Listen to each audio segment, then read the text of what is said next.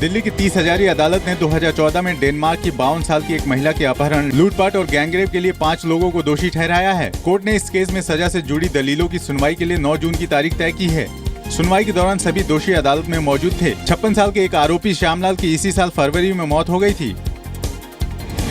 दिल्ली के वजीरपुर इलाके में एक शोरूम के सीसीटीवी कैमरे में हैरान कर देने वाली तस्वीरें रिकॉर्ड हुई हैं। 10 साल के एक लड़के ने 4 बार पेट्रोल से भरी केन लाकर शोरूम में ग्रिल के अंदर पेट्रोल डाला और 5वीं बार इसमें आग लगा दी। इसके बाद ये लड़का यहाँ से भाग गया। शुरू में पुलिस इसे शॉर्ट सर्किट का मामला समझ रही थी, लेकिन सीसीटीवी फुटेज देखने के बाद इस लड़के तक पहुँचना उसके लिए बड़ी चुनौती बन गया। किडनी रैकेट मामले की जांच के लिए दिल्ली सरकार ने 4 सदस्यों की एक कमेटी गठित की है। ये कमेटी 15 दिन के अंदर अपनी रिपोर्ट सौंपेगी। इसी बीच आरोपी शैलेश और आदित्य की पुलिस रिमांड 3 दिन के लिए और बढ़ा दी गई है। दिल्ली के नरेला में बाइक पर सवार 4 लोगों ने एक युवक के साथ मारपीट की और फिर धारदार हथियार से उसकी हत्या कर दी। मरने वाले की पहचान विकास उर्फ बंटी के तौर पर हुई है। बंटी अपने परिवार के साथ बांकनेर गांव में रहता था।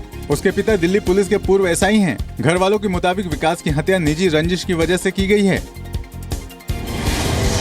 राजधानी में महिलाओं पर बढ़ते अपराधों पर दिल्ली महिला आयोग ने रोष जताया है। डीसीडब्ल्यू अध्यक्ष स्वाति मालीवाल ने ट्वीट कर हाल ही में हुए ट्रिपल मर्डर और एक लड़की की रेप के बाद हत्या की घटनाओं को शर्मनाक बताया है।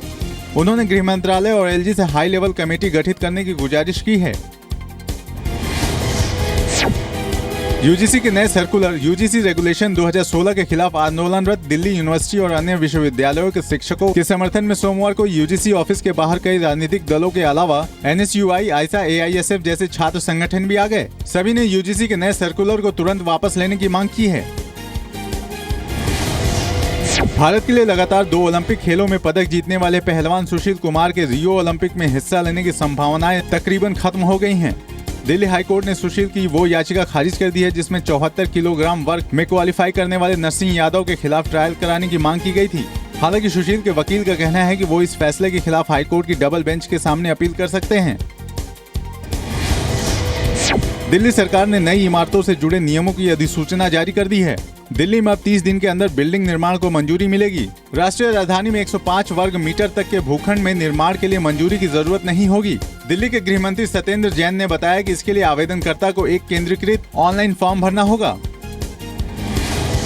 दिल्ली कैबिनेट ने सोलर पॉलिसी को मंजूरी दे दी है। अब लोग अपने घरों की छतों पर सोलर पैनल लगवा सकेंगे। दिल्ली के गृह मंत्री सत्येंद्र जैन ने कहा कि अगर लोग ये सिस्टम अपनाते हैं तो दिल्ली वालों को बिजली कटौती का सामना कम से कम करना पड़ेगा और दिल्ली सरकार सोलर सिटी बन जाएगी। सौर ऊर्जा पैनल के जरिए अगले 5 साल में 1000 मेगावाट बिजली पैदा करने का लक्ष्य रखा गया है।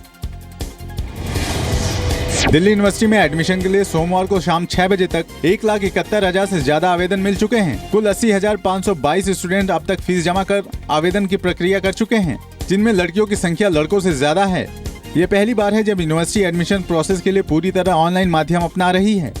रजिस्ट्रेशन 19 तारीख तक जारी रहेंगे।